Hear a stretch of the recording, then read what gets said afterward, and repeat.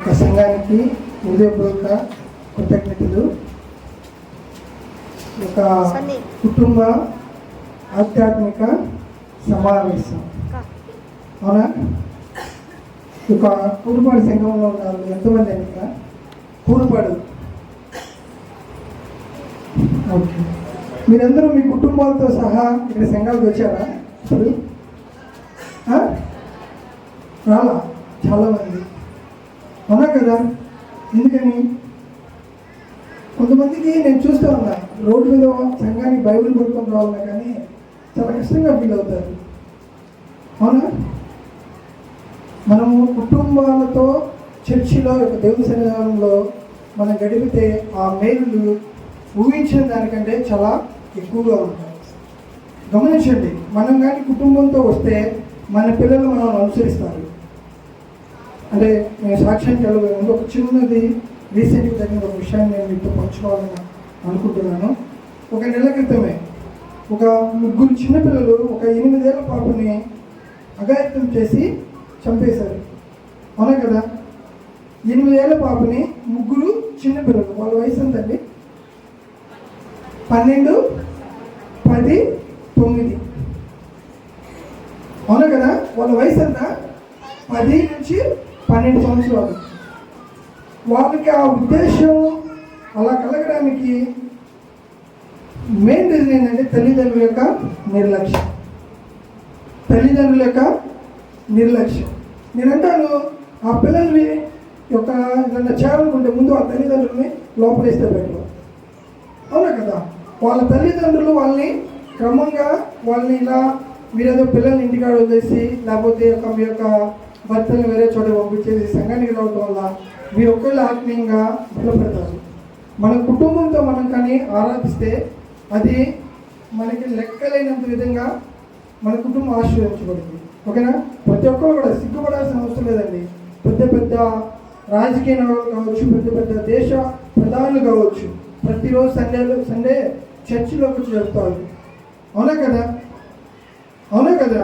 అంతెందుకు, మన అంతకుముందున్న ముఖ్యమంత్రి కావచ్చు, ఆయన నిజంగా చెప్పాడు. ఏమని చెప్పాడు? పొద్దున్న 4 గోడల మధ్య నేను ప్రార్థన చేస్తాను అన్నది. ఒక ఇంటర్నేషనల్ ఛానల్లో, నేషనల్ ఛానల్లో, okay, everyday morning I wake up 4 o'clock, I pray for the God, I spend the God with 2 hours, అంటే 2 గంటలు దేవునితో నేను సమయాన్ని గడుపుతాడు. ఆయనకంటే మనం గొప్పలో, ఆయనకంటే బిజీ అయిపోతాం అనుకోండిగా ఉండవు. కానీ ఒక్కసారి మనం ఆలోచించుకొని, ఇప్పుడు ఏదో నేను చదువుతున్నాను కాదు కానీ మన కుటుంబాలతో ఇంత ప్రయాసపడి పాస్టర్ గారు ఎందుకంటే ఏర్పాటు చేస్తుంది, మన కుటుంబాలతో వచ్చి మీ ముందు మేము ఎందుకు నిలబడుతుందంటే మాలాగా దేవుడు మమ్మల్ని ఆశ్రయించినట్టు మీ కుటుంబాలను కూడా ఆశ్రయించాలనే ఒక ముఖ్య ఉద్దేశంతోనే ఈ యొక్క కూడికని ఏర్పాటు చేయబడింది, అంతేకాని వేరే విధంగా అయితేనే కాదు, ఓకేనా? ఈ యొక్క సంఘం దీవించబడాలి, ఓకేనా? పొలదారుల పాడు లేదా పలానా గుంటూరు అలా కాదు, పలానా లంకిరి కోల్పాడు కూడా మనకి ఒక యవనస్తులు కానీ లేదా కుటుంబాలతో కానీ దీవించబడి ఒక ఉన్నతమైన స్థాయిలో మనము దేవుడు మనం నిల్చోబెట్టాలనే ఉద్దేశంతోనే పాస్టర్ గారి యొక్క కూటాన్ని ఏర్పాటు చేసి మేము చెన్నైలో జాబ్ చేస్తున్నా కూడా మమ్మల్ని పట్టుబట్టి ఇక్కడ తెప్పించాడు. మాది వచ్చే పరిస్థితి కాదు, అయినా కానీ కంపల్సరీ, ఎందుకంటే దేవుడు మా పట్ల చేస్తాను, మా వల్ల వేరే వాళ్ళని ఇంప్రెస్ అయ్యి దేవుని సన్నిధిలో గడుపుతారని ఒక ఆలోచనతో ఏర్పాటు చేశారు. అందుబట్టి మీకు వందనాలండి. ఓకే, నా సాక్షి ఏంటంటే, నా పేరు ఆల్రెడీ తెలిసే ఉంటుందండి. నా పేరు దేవదానం, నా wife Sudharani, Rupesh and Deepika. Okay, నేను మా నాన్నగారి పేరు రూబేను, మా అమ్మ పేరు మరియమ్మ.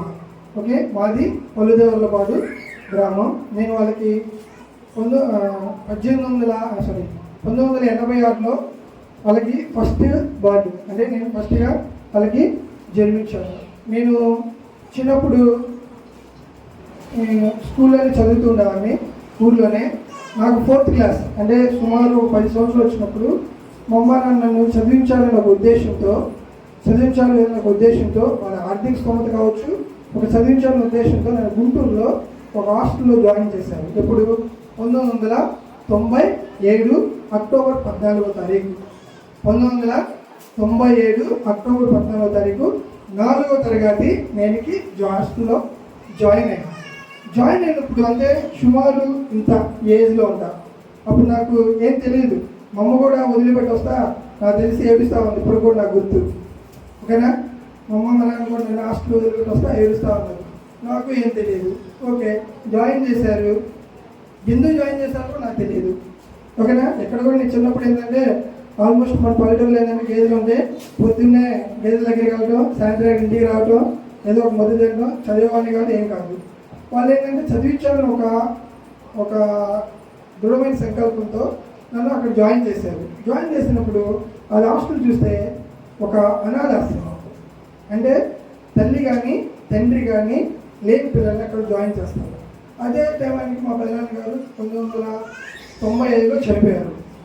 కాబట్టి మా పెదనాన్న గారి పేరు మీద నేను హాస్టల్ మా నాన్న అప్పుడు జాయిన్ చేశాను. చాలా బాగుండేది హాస్టల్. కానీ చిన్నపిల్లలు కదా, ఏం తెలియదు, ఏం చేస్తున్నాను, ఏదో తింటున్నాను, స్కూల్కి వెళ్తున్నాను, వస్తున్నాను. కానీ అక్కడ ఏంటంటే పొద్దున్నే 5:30 మమ్మల్ని లేపుతారండి. పొద్దున్నే 5:30 లేపి 5 నుంచి 5:30 నుంచి 6 వరకు మనకి చిన్న వార్మప్ ఎక్సర్సైజ్ కానీ ఉంటుంది. 6 గంటలకి ప్రార్థన ఉంటుంది. 6 నుంచి 6:30 వరకు మాకు ప్రతిరోజు 6 నుంచి 6:30 వరకు ప్రార్థన ఉంటుంది. తర్వాత స్టడీ అవరు, తర్వాత స్కూల్కి వెళ్ళేవాళ్ళం. మళ్ళీ సాయంత్రం 6 నుంచి 6:30 వరకు మళ్ళీ ప్రార్థన ఉండేది. నాకు ఒక్కడు మా హాస్టల్లో ఒక పెద్ద బోర్డు రాసింది. ఏం రాసిన, బాలుడు నడవలసిన త్రోవను వాడికి నేర్పము, పెద్దవాడైనప్పుడు దాని నుండి తొలగిపోడు. బాలుడు నడవలసిన త్రోవను వానికి నేర్పము అనే మాత్రమే ఉండేది. మేము హాస్టల్లో దగ్గర గర్ల్స్ కానీ బాయ్స్ కానీ చూస్తే, అంటే అమ్మాయిలు కానీ అబ్బాయిలు కానీ చూస్తే 450 మంది ఉండేవాళ్ళం.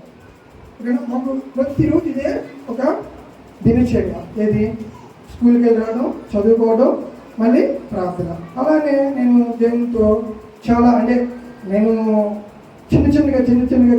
చిన్నగా అలవాటు పడిపోతూ వచ్చేసాను. ఓకేనా, మాకు సమ్మర్ వచ్చేటప్పుడు బీబీఎస్ వెకేషన్ బైబిల్ స్కూల్స్ అని మాకు జరిగే ఒక 10 days. దాంట్లో కూడా చాలా బయలుపడేవాడిని. అంటే చాలా యాక్టివ్గా పార్టిసిపేట్ చేసేవాడిని. అలా ఒక బైబిల్ గురించి మా ప్రతిరోజు ఒక్కొక్క డైరీ ఉండేది. ఆ డైరీలో ఆ టైం టేబుల్ ప్రకారము ఆ యొక్క వాక్యాన్ని మాకు చెబుతూ ఉండేవాళ్ళు. చదువుతుండే అలానే చాలా బయలుపడి వచ్చాను. ఎందుకంటే దేవుల్లో నాకు చిన్నప్పటి నుంచి మాకేంటంటే ప్రతి శుక్రవారం ఒక అవుట్ సైడ్తో మాస్టర్ వచ్చాము. ఉపవాసకి వస్తే నాకు డ్యూటీ ఏంటంటే ఆయనకి పరిచయం చేయడం. ఆయన వస్తే ఆయన తీసుకొని వెళ్ళి ఆయన ఒక రూమ్లో ఉంచి ఆయనకి కావాల్సిన ఫుడ్ కానీ లేకపోతే ఆయనకు కావాల్సిన ఏమేమి కావాలో ఏర్పాటు చేసి మళ్ళీ తెల్లవారుజామున ఆయన వెళ్ళే వరకు కూడా ఆయన సాగడం. అది నేను చాలా అదృష్టంగా భావించాను అప్పట్లో. ఎందుకంటే దైవజనునికి పరిచయం చేయడం మనం చాలా ఆశీర్వదించినప్పుడు. సేమ్ అలానే నేను చేసుకుంటూ వచ్చాను. మా 10వ తరగతి నాకు ముగిసింది. 10వ తరగతి ముగిసిన తర్వాత 2004లో నేను 10వ తరగతి అయిపోయింది. అయిపోయిన తర్వాత సేమ్ యాజ్ యూజువల్గానే పాలిసీ రాసి పాలిటెక్నిక్ జాయిన్ అయ్యాను. నాకు దేవుడి దయ వల్ల ఫస్ట్ క్లాస్లో పాస్ అయ్యాను, 10th క్లాసు. దేవుడి దయ వల్ల మంచి కాలేజ్ నాకు పాలిటెక్నిక్లో వచ్చింది. ఇక్కడ వెస్ట్ గోదావరి జిల్లా, పశ్చిమ గోదావరి జిల్లా తణుకులో నాకు సివిల్ ఇంజనీరింగ్ సీట్ వచ్చింది. ఓకే, అక్కడ చదువుతున్నప్పుడు అంటే మన తెలుగు మీడియం నుంచి వెళ్ళాము, ఇంగ్లీష్ మీడియం నాకు చాలా కష్టంగా ఉంది. కష్టంగా ఉన్నా కానీ ఇంకా మనకి సోర్స్ లేదు. చదివితేనే గట్టిన అవ్వగలం, చదివితేనే మనము చేయగలం. కాబట్టి అయిపోయింది, చదివిన తర్వాత ఫైనల్ ఇయర్లో క్యాంపస్ సెలెక్షన్ అయ్యి జాబ్ సెలెక్ట్ అయ్యాను. జాబ్ సెలెక్ట్ అయిన తర్వాత 1 year జాబ్ చేశాను. ఇక్కడ యూపీలో, ఉత్తరప్రదేశ్లో 1 year జాబ్ చేసి మళ్ళీ నాకు అనిపించింది 1 year జాబ్ నాకు బీటెక్ చేయాలి, ఇంజనీరింగ్ చదవాలి, పాలిటెక్నిక్ నాకు జాబ్ చేయడం ఇష్టం లేదని వెంటనే అక్కడ జాబ్ మానేసి మళ్ళీ వచ్చి ఇంజనీరింగ్ జాయిన్ అయ్యాను మచిలీపట్నం. జాయిన్ అయిన తర్వాత ఇంకా 2011కి ఇంజనీరింగ్ కంప్లీట్ అయింది. కంప్లీట్ అయిపోయిన తర్వాత అప్పటికి మా సంఘానికి పాస్టర్ గారు వచ్చున్నారు మధ్యలో. అప్పటి వరకు పాస్టర్ గారితో ఏదో వందనాలు ఏంటంటే వందనాలు, లేకపోతే ఏదైనా పలకరిస్తే ప్రేయర్ అయితే వెళ్ళేవాళ్ళం. ఆ తర్వాత 2011లో చండీది నాది ఇద్దరితో ఒకేసారి ఇంజనీరింగ్ అయిపోయి కాలేజ్ అది మన 2012 నేను 2011లో 2012 ఇంజనీరింగ్ అయిపోయి ఇద్దరము ఒక పల్లెటూరులో వచ్చాం. వచ్చినప్పుడు మా సంఘంలో చూస్తుంటే మాస్టర్ గారు ఒక పరిచర్య, అప్పుడు సంఘానికి చాలా తక్కువ మంది వచ్చేవాళ్ళు, చాలా దీనంగా ఉండేది. ఆ టైంలో రోహం ఆంటీ, శాంతి ఆంటీ, కొంతమంది ఆంటీ వాళ్ళు మాత్రం ప్రార్థనకి వెళ్తూ ఉండేవాళ్ళు. గడవడానికి కూడా కొన్ని పరిస్థితులు ఇబ్బంది పడ్డప్పుడు ఆంటీ వాళ్ళు వాళ్ళ యొక్క ఎలా ఫాస్టింగ్ గారి విషయం వాళ్ళు ఎంత కృతజ్ఞతగా ఉండి వాళ్ళు చేశారో మాకు తెలుసు. నేను చూశాను కల్లారా. ఎందుకంటే అప్పుడు కూడా మాకు ఏదో వస్తున్నాం పోతున్నాం. తర్వాత ఇంకా మేము చిన్న మాకు హాస్టల్లో నాకు పెరిగిన వాతావరణం ఉంది. అప్పటికి సండే స్కూల్ రన్ అవుతా ఉంది, కానీ అంత ఎఫెక్టివ్గా అనేది మాకు రన్ కాకపోతున్నప్పుడు నేను, చంటి, నరేంద్ర, దయాకరు, సునీత అండ్ జ్యోతి అండ్ ఈశ్వర్యమ్మ, ఈ 5గురు కలిసి మేము ఏం చేసామంటే ఒక సండే స్కూల్ పరిచయాన్ని ఒక టార్గెట్గా పెట్టుకున్నాము. అంటే ఈ సండే స్కూల్ చిన్నపిల్లలు అనేది సండే స్కూల్ పరిచయం స్టార్ట్ చేయాలని మేము ఆలోచించి అప్పుడు ఈ స్టార్ట్ చేస్తూ వస్తాం. చాలా బలపడి దానికి మాకు వెంటనే ఉంది పాస్టర్ గారు. మేమేం చేయాలి, మార్చాలి, ఇలా చేయాలి, అవునయ్యా చేయండి, విశ్వాసం మనం బలపరచాలని చాలా మమ్మల్ని ప్రోత్సహిస్తూ వచ్చాను. అదే టైంలో ఇంజనీరింగ్ అయిన తర్వాత నేను లాయల్ ఇంజనీరింగ్ కాలేజ్లో అసిస్టెంట్ ప్రొఫెసర్గా నేను జాబ్ జాయిన్ అయ్యా. అంటే లెక్చరర్గా నేను జాయిన్ అయిన తర్వాత 2018లో నాకు వివాహం అయింది, అంటే మ్యారేజ్ అయింది. మ్యారేజ్ అయిన తర్వాత కూడా ఇంకా అప్పటికి మ్యారేజ్కి ఒక 3-4 నెలల ముందే నేను బాప్తిసం తీసుకున్నాను. మాస్టర్ గారి ద్వారా బాప్తిసం తీసుకున్నాను. అంటే ఇంతకుముందు పరిచయంలో పాల్గొన్నాను, కానీ నేను రక్షణ అనేది పొందలా. మ్యారేజ్కి ఒక 2-3 నెలల ముందే నేను బాప్తిసం తీసుకొని తర్వాత అది సాగిస్తున్నాను. సాగిస్తున్నప్పుడు 2013 మ్యారేజ్ అయింది. 14 నేను చాలా ఆర్థిక పరిస్థితి ఉంది. నాకు వచ్చే శాలరీ చాలా తక్కువగా ఉంది. ఏం చేయాలి దేవా అంటే తను కూడా నాకంటే ఎక్కువ దేవునితో స్పెండ్ చేస్తూ ఉండింది. ఓకేనా, దేవుని యొక్క పరిచయంలో కానీ దేవుని యొక్క దాంట్లో ప్రతి విషయంలో నాకంటే ఎక్కువ కూడా పరిచయం చేస్తూ ఉండింది. నేను ప్రార్థన చేస్తున్నా, తను ప్రార్థన చేస్తున్నప్పుడు ఈ మధ్యలో ఇంకోటి ఏంటంటే మాకు ఫస్ట్ బాబు ఇంతవరకు ఎవరికి చెప్పలేదు. ఇతను కడుపులో ఉన్నప్పుడు 6 months అప్పుడు 5 months 5 నెలలు 6 నెలలు అప్పుడు మేము తనకి స్కానింగ్ కోసం వెళ్తే ఆయన అడిగారు మమ్మల్ని, అయ్యా మీది బ్యానర్ ఎక్కువ అన్నాడు. లేదండి అన్నారు. లేదా మిమ్మల్ని ఎందుకంటే అలా అడుగుతున్నారంటే బాబుకి ఒకవైపు తల కొంచెం లావుగా ఉన్నాయా అన్నారు. ఎవరికి చెప్పలేదు మేము, నేను కానీ తను కానీ ఎవరికి చెప్పకుండానే మేము ప్రార్థన చేసుకుంటూ ఇంతవరకు మా అమ్మకు కూడా, మా నాన్నకు కూడా, లేకపోతే మా అత్తమ్మకు కూడా, మా మామకు కూడా ఎవరికి మేము ఈ విషయాన్ని, ఈవెన్ పాస్టర్ గారికి కూడా ఈ విషయాన్ని మేము మేము ఇద్దరే ప్రార్థన చేసుకుంటూ, దేవా ఎటువంటి లోపం లేకుండా నువ్వు మాకు నీ యొక్క బహుమానాన్ని ఇవ్వాలి ప్రార్థన చేసుకుంటుంటే 2014 జూన్ 10వ తారీఖు ఈ పుట్టినప్పుడు నేను చూసి ఫస్ట్ మేము ఇద్దరం, నేనైతే తనకి సర్జరీ తీశాను. నేనైతే ఫస్ట్ వెంటనే చూడగానే వెయిట్ చేస్తున్నాను, థ్యాంక్స్ కాదు, ఓకే దేవా నీకు వందనాలు. అప్పుడు సుష్మా కూడా చక్కగా బాగున్నాడని చెప్పింది. తనకు తెలుసు ఆల్రెడీ అదే హాస్పిటల్లో చూస్తున్నా కాబట్టి మా ముగ్గురికి విషయం తెలిసి ఎటువంటి లోపం అనేది లేదట. ఇంకా అది అయిపోయిన తర్వాత నేను ప్రార్థన చేసుకుంటూ నాకు జాబ్ శాలరీ సఫిషియెంట్ లేదు. ఎందుకంటే నేను ఇల్లంతా కట్టించుకొని రిమోడల్ చేసుకుని చాలా బడీగా ఉంది. ఉన్నప్పుడు నేను ప్రార్థన చేసుకున్నాను. నేనేమో సివిల్ ఇంజనీరింగ్ చదివాను.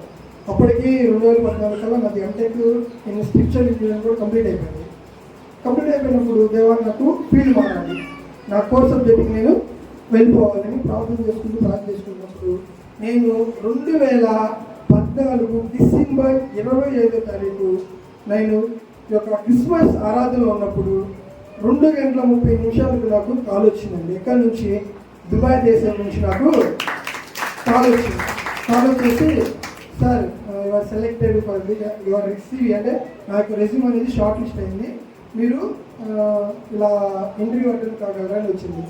కాగలని వచ్చినప్పుడు వెంటనే నేను yes I'm ready to move sir అన్నా. ఎందుకంటే వాడు ఏం చేశాడంటే 2-3 days తర్వాత నాకు ఇంటర్వ్యూ కండక్ట్ చేశాడు. ఇంటర్వ్యూ కండక్ట్ చేసిన తర్వాత 2-3 rounds నాకు ఆన్లైన్లోనే ఇంటర్వ్యూ అయ్యి అప్పుడు సత్తనపల్లిలో వెళ్ళి నెట్ సెంటర్లో ఇంటర్వ్యూ అటెండ్ అయ్యాను. అటెండ్ అయిన తర్వాత నాకు జనవరి, ఫిబ్రవరికి 13 తారీఖు నాకు కన్ఫర్మేషన్ వచ్చింది. ఇవాళ selected for the senior engineer for the stretch చేశాను. వెంటనే నేను చేస్తున్న జాబ్ రిజైన్ చేసి దేవుడు అనుకోని రీతిగా నన్ను మార్చి 3వ తారీఖు 2వ తారీఖు దేవుడు నన్ను ఆ యొక్క ఉమాన్ దేశానికి పంపించాడు. ఓకేనా. అప్పటి నుంచి నాకు దేవుడు ఏంటంటే నాకు ఆర్థిక పరిస్థితులు అనేది చిన్న చిన్నగా అనేది మెరుగుపరుచుకుంటూనే వస్తున్నాడు. కాబట్టి నాకు సాక్షి ఏంటంటే మనం దేవునితో అనుసంధానంగా ప్రతిరోజు మనం గడపగలిగితే అది మనకి ఇప్పుడు చూపించుకోవచ్చు, కానీ ఎప్పుడో చోట అది మనల్ని చాలా గొప్పవాళ్ళుగా చేస్తుంది. మనం ఏదో ఆశించేదే కాదు, కానీ మన ఉదయ శుద్ధీకరణ అనేది మనకుండి జాగ్రత్తగా మనం దేవుడి పట్ల నడుచుకోవాలని నా సాక్షి నేను గ్రహించాను. నా గ్రహింపు ద్వారా మీకు కూడా దాన్ని తెలియజేస్తున్నాను. అదేవిధంగా ఇంకోటి ఏంటంటే, మేము చేస్తున్న ప్రతి పరిచయం కిందాక అక్క చెప్పింది భిక్షావతి అక్క. ఒకప్పుడు మా యొక్క పల్లెవరం పాడు సండే స్కూల్ కూడా జరిగేది కాదు, ప్రార్థన కూడా జరిగేది కాదు. నేను చిన్నప్పుడు సెలవు వచ్చినప్పుడు ముంబై పెట్టి నేను ఊళ్ళో చర్చికి వెళ్తూ ఉండేవాడిని. అటువంటి పరిస్థితి నుంచి ఈరోజు పలుదేవుల ప్రసంగానికి కనీసం 80 మందిని దేవుడు ఈరోజు విశ్వాసాన్ని ఏర్పరిచాడు. అది ఒక పాస్టర్ గారి కృషి వల్లే. ఇంకోటి మన యొక్క తల్లిదండ్రుల ప్రార్థనే బిడ్డలకు ఆశీర్వాదకరంగా ఉంది. మమ్మ నా కోసం నేను గమనించింది, ప్రతి విషయంలో మమ్మ నా గురించి ఎప్పుడు ఏర్కొని లెక్సి ప్రార్థన చేస్తూ ఉండేది చిన్నప్పుడు. అలాగే మనం కూడా మన బిడ్డల కోసం ప్రార్థన చేస్తూ మన బిడ్డలు ఆశీర్వాదంగా ఉండాలంటే వాళ్ళని దేవునికి దగ్గరగా చేయాలని తెలియజేస్తున్నారు. ఈ చిన్న సాక్ష్యం దేవుని గురించి కాక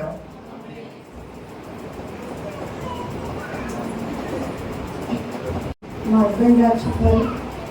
ఈ మధ్య 3 months మే నెల 26వ తారీఖున అనుకుంటా తనకి యాక్సిడెంట్ అయ్యింది. అప్పుడు మేము దగ్గర లేము, మేము మా పల్లెన్నపాడులోనే ఉన్నాము. అక్కడి నుంచి వచ్చిన తర్వాత మేము ఆ రోజు యాక్సిడెంట్ అయ్యింది.